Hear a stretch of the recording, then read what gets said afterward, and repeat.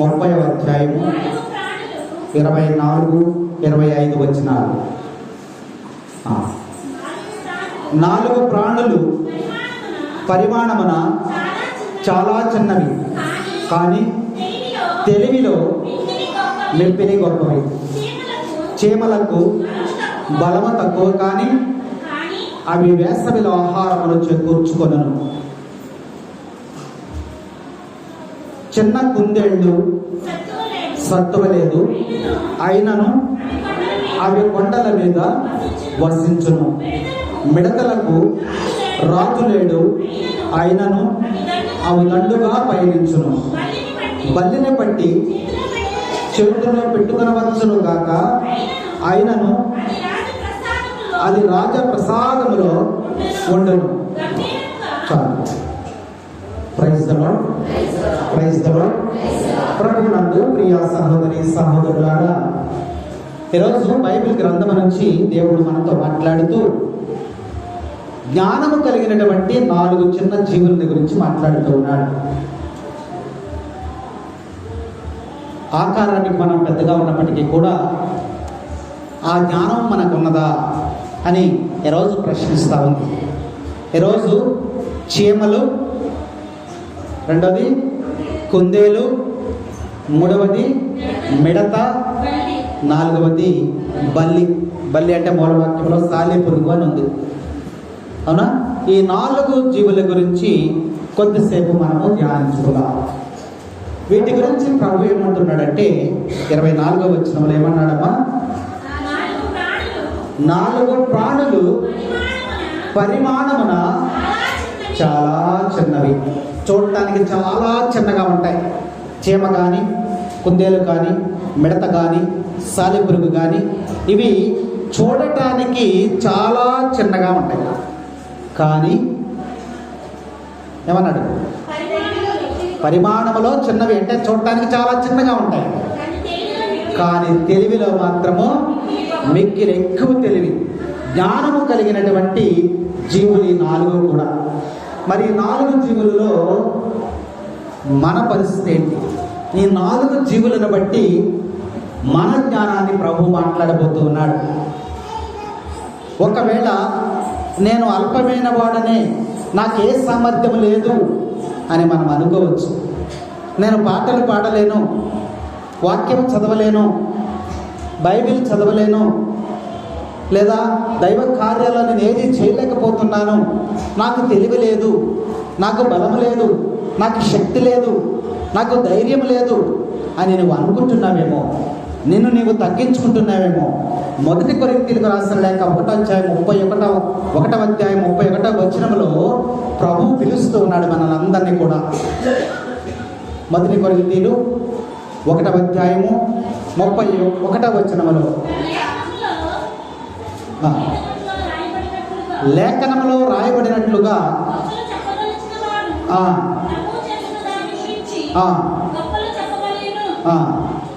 అంతేనా? చాలు. ఇక్కడ వాక్య భాగాలు మనం చూస్తే ఇంకో వాక్యం ఉందనుకుంటుంది. జ్ఞానము కొదవగా ఉన్నటువంటి వారు నా యొద్దకు రండి, మీకు తగినటువంటి జ్ఞానాన్ని నేను ఇస్తాను. ప్రభు పిలుస్తూ ఉన్నాడు. మనం అనుకుంటూ ఉంటాం, నాకు ఈ పాటలు రావు, నువ్వు దేవుని వద్దకు రా, నీకు స్వరాన్ని ఇస్తాడు. వాక్యము బైబిల్ చదవలేకపోతున్నాను. మనం 100 పుస్తకాలు చదువుతాం, కానీ పేటర్ దగ్గరికి వచ్చి పట్టణాలు చదవమంటే భయం. నేను నీ యొక్క వాక్యాన్ని మాట్లాడటానికి నేను భయపడుతూ ఉన్నా అని అనుకున్నటువంటి వారు ప్రభు తెలియజేస్తుంది. నీకు జ్ఞానము కొదవగా ఉన్నదా, నా యొద్దకు రా, నీకు తగినటువంటి జ్ఞానాన్ని ఆయన ఇస్తానంటూ ఉన్నాడు. కాబట్టి ఈ సమయంలో మనం చూసుకున్నట్లయితే చీమలు, మొట్టమొదటి అంటే చీమలు బలము లేనటువంటి జీవులు. అయినా అవి వేసవి కాలంలో ఆహారమును సిద్ధం చేసుకుంటా ఉంటాయి. 25వ వచనం చదవమా, సామెత గ్రంథం.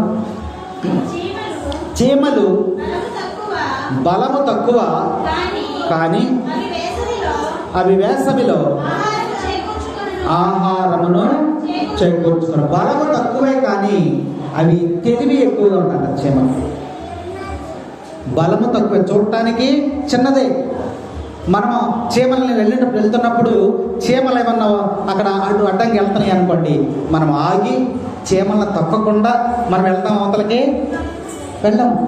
చాలా అల్పమైనటువంటివి, స్వల్పమైనటువంటివి, చిన్న జీవులు, కానీ వాటికి ఎంతో ఓపిక ఉందంట. చీమలకు ఉన్నటువంటి ఓపిక మానవుడికి లేదు. అందుకనే ఈ చీమలని మనము లెక్క చేయము. చీమే కదా, చిన్నదే కదా, స్వల్పమైనది కదా, అల్పమైన జీవే కదా, దీంతో మనకు లెక్కేంటి అని అనుకుంటాం. మనం తొక్కుకుంటా వెళ్ళిపోతుంటే చీమలు కూడా బాధపడతాయి అంట. చీమలు కూడా బాధపడతాయి. గ్రంథములోనే వ్రాయబడి ఉంది. ఒకరోజు షేబా దేశపు రాణి సొలొమోను రాజు చూడటానికి అక్కడికి వచ్చింది. సొలొమోను రాజు షేబా రాణి కలిసి నడుచుకుంటా వెళ్తున్నారంట. వెళ్తా ఉంటే చీమలు దారిలాగా వెళ్తున్నాయి, దారి వరుసగా లైన్గా వెళ్తున్నాయంట. సొలొమోను రాజు అక్కడికి వెళ్ళి ఆగిపోయాడు. షేబా రాణి మందంట, ఏంటి రాజుగారు ఆగిపోయారేంటి అన్నారు. చీమలు చక్కగా వరుస క్రమంలో వెళ్తున్నాయి కదా, అందరూ నన్ను తొక్కుకుండా వెళ్ళిపోతున్నారు, ఈ సొలొమోను రాజు జ్ఞానం కలవాడు కదా, ఈయన కూడా నన్ను తొక్కుకుంటా వెళ్ళిపోతాడా అని అనుకుంటున్నాయమ్మా అన్నాడంట. అందుకని చీమలు ఈ దారిలో వెళ్తున్నాయి కాబట్టి, అవి తప్పుకోవు కాబట్టి మనం వేరే దారిని వెళ్దాం పదా అని చెప్పి సొలొమోను రాజు వేరే దారిలో వెళ్ళినట్లు ఇక్కడ వాక్యంలో మనకి స్పష్టంగా తెలియచేయబడతాము. కాబట్టి మనము వేరే మార్గాన వెళ్ళాలి. మనము ఈ మార్గము బాగలేదు కాబట్టి వేరే మార్గాన్ని మనము ఎన్నిక చేసుకోవాలి. ఈ మార్గమును మనం ప్రయాణం చేయటం వలన ఎదుట వ్యక్తి నష్టపోతూ ఉన్నాడు, ఈ మాటలు మాట్లాడటం వలన ఈ వ్యక్తి బాధపడుతూ ఉన్నాడు, మనం ఈ ప్రవర్తన వలన అతడు హింసించబడుతున్నాడు, దూషించబడుతూ ఉన్నాడు, కాబట్టి మన మార్గము లేదా మన ప్రవర్తన మార్చుకుందాము అనేటువంటి అంశాన్ని చీమల ద్వారా దేవుడు మనకి తెలియజేస్తూ ఉన్నాడు. అయితే చీమలు ఎప్పుడు కూడా తిరుగుతూనే ఉంటాయి. కాసేపు పడుకున్నట్టు మీరు ఎప్పుడన్నా చూసారా? చీమలు ఎప్పుడన్నా కాసేపు పడుకున్నట్టు ఎప్పుడన్నా చూసారా మీరు? చీమలు ఎప్పుడు కూడా తిరుగుతూనే ఉంటాయి, అలసట ఉండదు, వాటికి ఏమైనా బద్ధకం ఉండదు. కాబట్టి చీమ వంటి మానవుని వెదకి రక్షించడానికి యేసయ్య ఈ లోకంలోకి వచ్చాడు. Praise the lord, praise the lord. మనిషి కూడా ఈ లోకంలో తిరుగుతూ ఉంటాడంట. దేనికోసమో? సంపదల కోసం, లేదా ఆస్తుల కోసం, లేదా రకరకాల వ్యసనాల కోసం, తన యొక్క సొంత ఆలోచనను బట్టి మానవుడు కూడా చీమలాగానే తిరుగుతూ ఉంటాడు ఎప్పుడు కూడా. అందుకనే ప్రభు ఏమంటున్నాడంటే, ఆ చీమలాగా తిరిగేటువంటి మానవుని రక్షించటానికి పరలోకమును విడిచి భూలోకమునకు వచ్చారని చీమ జీవితం ద్వారా ప్రభు మనకి హెచ్చరిక చేస్తూ ఉన్నాడు. చీమను చూసి నేర్చుకోవాల్సినటువంటి అంశం మనకుంది. సామెతల గ్రంథము 6వ అధ్యాయము 6వ వచనం. ఈరోజు చీమ మనకేమి నేర్పుతుందో ప్రభువు చీమను చూపించి, చీమను చూసి నేర్చుకోండి మీరు అని చెప్తూ ఉన్నాడు. అక్కడ సోమరి, మళ్ళీ సోమరి చీమలను చూడుము, వాని జీవితమును చూసి బుద్ధి లేని జనాంగానికి చెబుతున్నాడు ఆయన. దేన్ని చూసి నేర్చుకుంటావు? చీమను చూసి నేర్చుకోరా సోమరి. దాని యొక్క నడతను చూసి నేర్చుకో, దాని యొక్క జ్ఞానాన్ని చూసి నేర్చుకో, దాని యొక్క క్రమమైనటువంటి జీవితం గురించి నేర్చుకో ఓ సోమరి అని దేవుడు హెచ్చరిక చేస్తాడు. సోమరి అంటే ఏంటమ్మా? అంటే తిని పడుకోకూడదా? ఓ సోమరి. బద్ధకస్తులందరికీ ఒక మీటింగ్ పెట్టారంట. ఏం చేశారమ్మా? బద్ధకస్తులందరికీ ఒక మీటింగ్ పెట్టారు.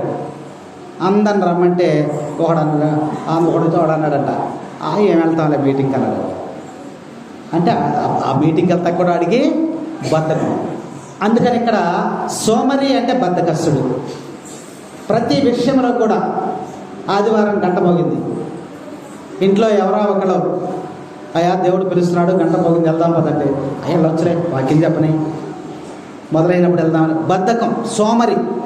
అందుకనే ప్రభు ఈరోజు మనకి చిన్న అల్పమైనటువంటి జీవి ద్వారా దేవుడు మనల్ని హెచ్చరిక చేస్తున్నాడు. సోమరి, చీమల వద్దకెళ్ళి చీమలను చూసి నేర్చుకో అని చెప్పి ప్రభు మనకి హెచ్చరిక చేస్తూ ఉన్నాడు. చీమలు చేసినటువంటి పని ఏంటి? ఏం చేస్తాయి చీమలు? మొట్టమొదటిగా చీమ చేసేటువంటి కాలమును గుర్తిస్తుంది. Praise the lord, praise the lord. కాలమును గుర్తిస్తామని ఏం చేస్తుందంటే అది కాలమును గుర్తిస్తుంది. అంటే ఇదే కాలము, వేసవి కాలము. దీని తర్వాత ఏమొస్తుంది? వర్షాకాలం. వర్షాకాలంలో మనకి ఆహార సంపద దొరకడం కష్టం కాబట్టి అని ఆలోచన చేస్తాం. చూడండి ఎంత తెలివిగా. మనం ఏం చేస్తాం? ఏ రోజుకి ఆ రోజు పరగడు. పొద్దున సంపాదిస్తే సాయంత్రానికి అవుట్, మళ్ళీ రేపొద్దున మామూలు. చీమలను చుట్టుకో సోమరి అని ప్రభు హెచ్చరిక చేస్తున్నాడు. అదేం చేస్తుందంట? కాలమును గుర్తిస్తుంది. ఇది వేసవి కాలం, నేను ఫ్రీగా తిరగచ్చు చక్కగా. వచ్చేది వర్షాకాలం, నేను బయట తిరగడానికి అవకాశం లేదు. కాలమును గుర్తించు. ఇదే కాలము, తపస్సు కాలము. ఇదే కాలము, తపస్సు కాలము. కాబట్టి తపస్సు కాలములో కాలమును గుర్తించి దేవుడు నాకు ఒక 40 దినాలు అవకాశాన్ని ఇచ్చాడు. ఈ 40 దినాలు కూడా ప్రభు కోసం నేను హెచ్చించాలి. తరువాత దినములో నాకు ఎంత సమయము దొరకదు అని చీమలాగా కాలమును గుర్తించేవారిగా మనము జీవించాలని ప్రభు మనకి హెచ్చరిక చేస్తూ ఉన్నాడు. రెండవ లక్ష్యం ఏంటంటే కాలమును సద్వినియోగం చేసుకుంటుంది చీమ. కాలమును సద్వినియోగం చేసుకుంటుంది. ఎలా సద్వినియోగం చేసుకుంది? నెక్స్ట్ కాలంలో వర్షం వచ్చేస్తుంది కాబట్టి, వర్షాకాలంలో నేను బయటికి రాకూడదు కాబట్టి, బయటకు వస్తే చనిపోతాను కాబట్టి ఇప్పుడే ఆహారాన్ని సంపాదించుకొని ఎక్కడ దాచుకోవాలి? నా గదిలో నేను దాచుకుంటా. వర్షాకాలం అది 2 నెలలు అవని, 3 నెలలు అవని, 4 నెలలు అవని నేను బయటికి వెళ్ళకోకుండా నా యొక్క ఇంటిలోనే ఉండి హాయిగా నేను తిని ఉండవచ్చు అనేటువంటి సమయాన్ని అది ఎంత జ్ఞానం చూడడం.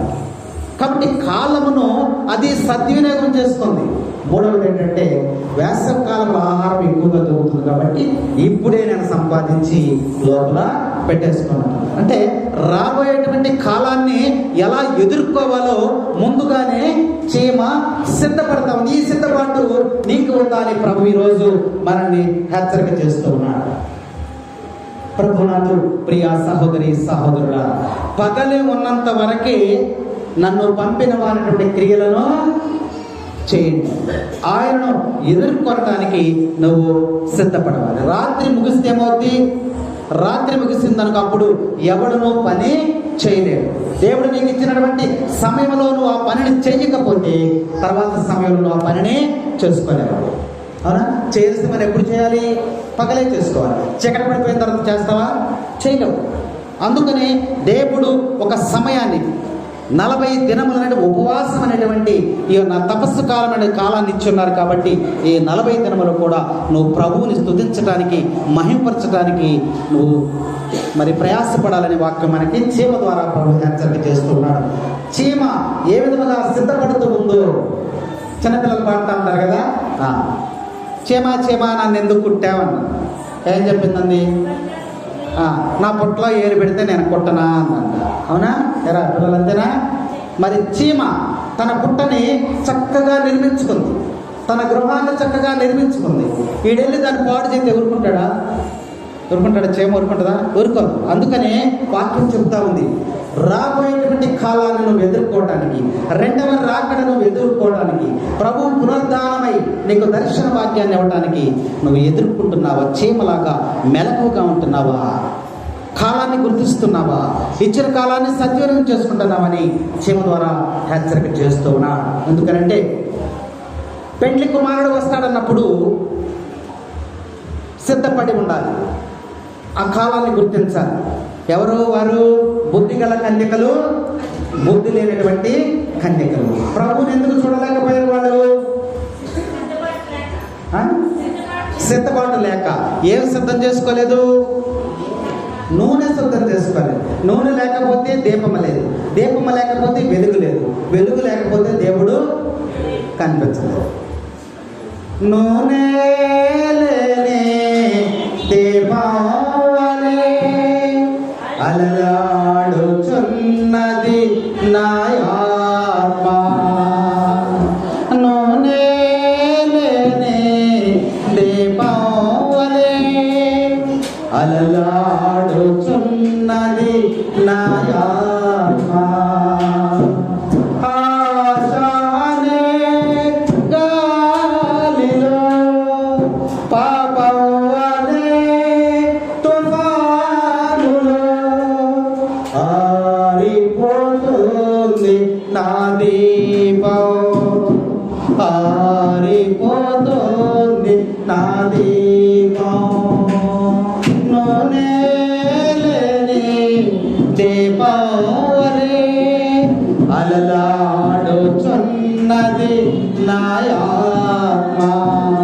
నూనె లేకపోతే దీపం ఏమవుద్ది? వెలిగి వెలిగి ఇక అంతకు ఏమైపోద్ది? ఆరిపోద్ది.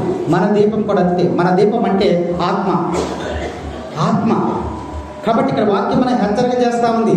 చీమవలే నువ్వు సిద్ధపడి ఉండు, మెలకువగా ఉండు.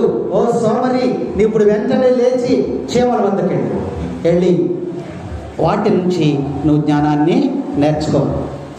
వాళ్ళు కన్యకలు వచ్చారు. వచ్చిన తర్వాత ఆ నూనె లేకపోవటం వలన ఏమైపోయింది? ప్రభువుని చూడలేకపోయారు. బుద్ధి గల కన్యకలు, సిద్ధపాటు కలిగిన కన్యకలు, వివేకము కలిగినటువంటి కన్యకలు మరి ప్రభువును చూడటానికి సిద్ధపాటు కలిగి ఉండి, ఈ తపస్సు కాలంలో నువ్వు సిద్ధపాటు కలిగి ఉండాలని ఇక్కడ వాక్యం మనకి హెచ్చరిక చేస్తూ ఉంది. మరి రెండవదిగా మనం చూసినట్లయితే చదువు 25వ వచనం.